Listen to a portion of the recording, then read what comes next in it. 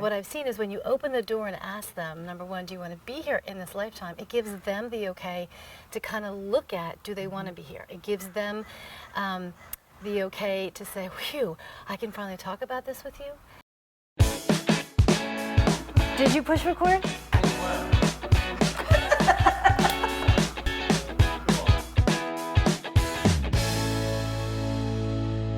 Thank you so much for tuning in today to our second act with Paige and Silka. For your second act of life. We're getting the tagline down much better. Much better. Welcome.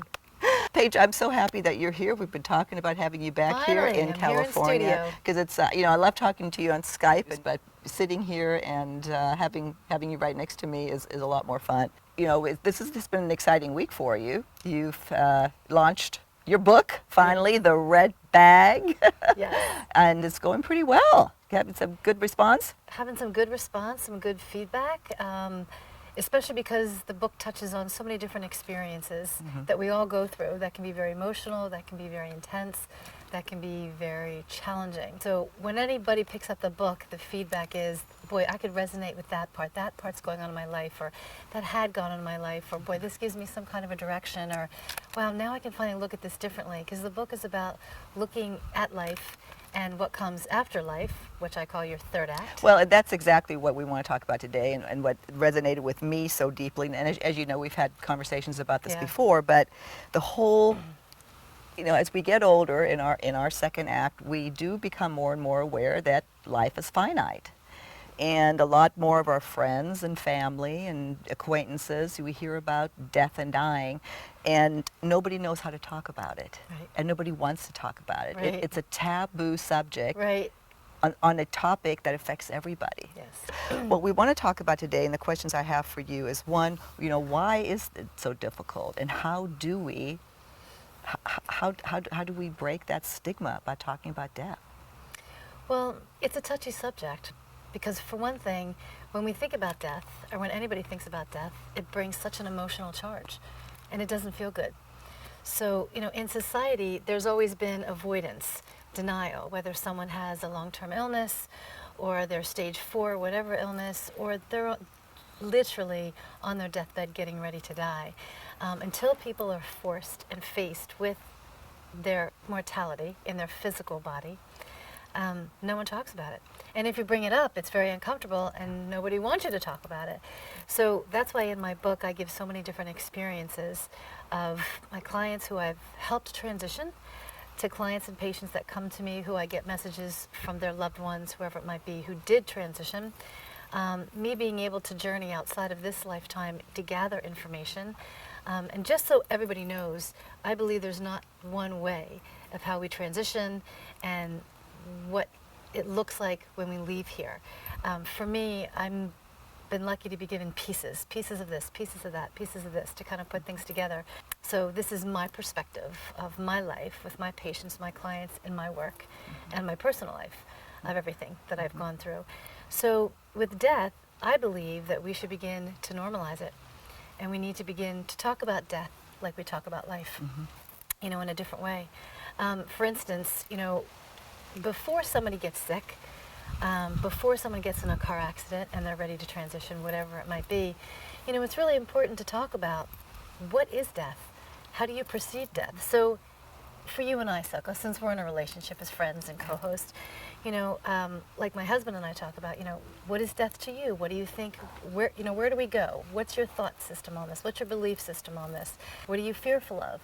What do you want someone to do, if anything, after you transition? Because, you know, when I deal with trauma so much, and my patients and clients have a loved one that has transitioned, and I use the word transition instead of death, but they're intermingle, or however you want to say that, interchangeable, sorry. You know, so many times my patients come to me and say, I wish I would have asked this. I wish I would have said this. Give us an example, like what? What is it that people, you know, tend to struggle with? So one example that comes up is a woman who was a caregiver for her mother and did everything possible, you know, for her mom. And even though I was coaching her on, you know, how do you do this caregiver thing? Because I've gone through it, I know what it's like. You know, coaching her on talking to her mother about death, having her as the caregiver begin to think about, well, what's this death going to look like, instead of waiting for it to be over. She wasn't ready to hear that yet, and that's okay. We're ready when we're ready. But after her mom had transitioned, you know, she came to me and she basically said, gosh, Paige, I wish I really would have asked her, what do you see for my life after you die, Mom? Like, is it okay for me to still be happy?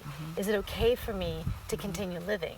Is it okay for me, fill in the blank, whatever that might be? Because everyone's afraid to talk about these pieces that go right along with transitioning. Well, at what point do you know, I know I went through this with my mom, but at what point do you acknowledge that somebody is dying? Do they need to acknowledge it first? Do you, you know, because I know with my mom, I was to the end, you know, it was, no, you know, don't give up, don't give up. And that's one thing I would do differently now. It's until she was literally dying, you know, on the hospice, I wouldn't, it was always, don't give up, Mom. And I think that I did that was a disservice. Well, you can say it is a disservice. You never know until you're in the moment, as far as, you know, what's. But I think she was ready to give up, and I didn't want her to. And that's the rub. There's two people going through two different emotions and hanging on to one thing and wanting to leave to be somewhere else. So, you know, what I've always coached people to ask when they're ready, which I had to do with my husband too, is, you know, depending on what the situation is, number one, do you still want to be here in this lifetime? You have to give someone the opportunity of, do they want to be here? So ask that question, do you want to be here in this? Do you still want to be here in this lifetime? And then however they answer, you kind of know where they are. But what I've seen is when you open the door and ask them, number one, do you want to be here in this lifetime? It gives them the okay to kind of look at, do they want to be here? It gives them the okay to say, whew, I can finally talk about this with you.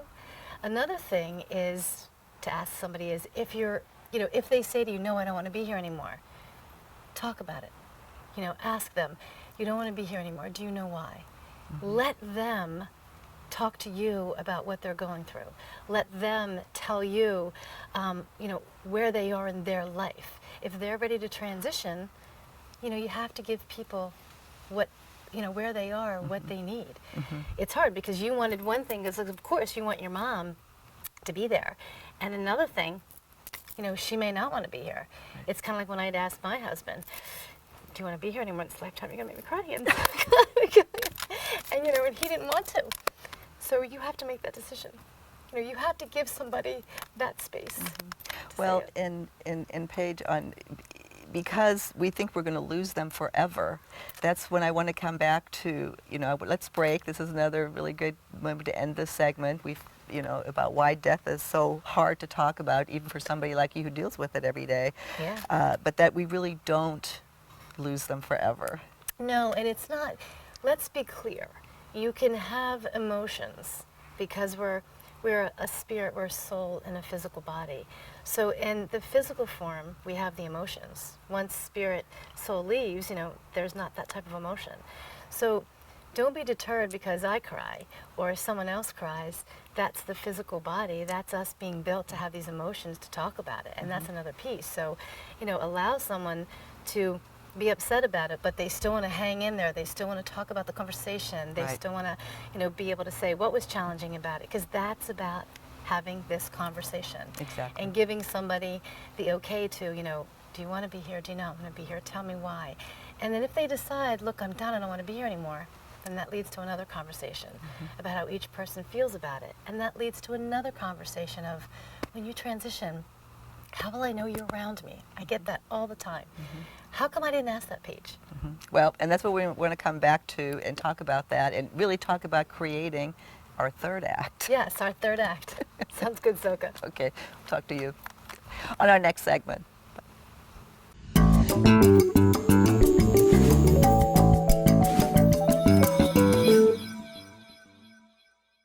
Thanks so much for joining us today. To get your copy of The Red Bag, I've provided a link in the video description below. And if you haven't already done so, please be sure to subscribe to our channel.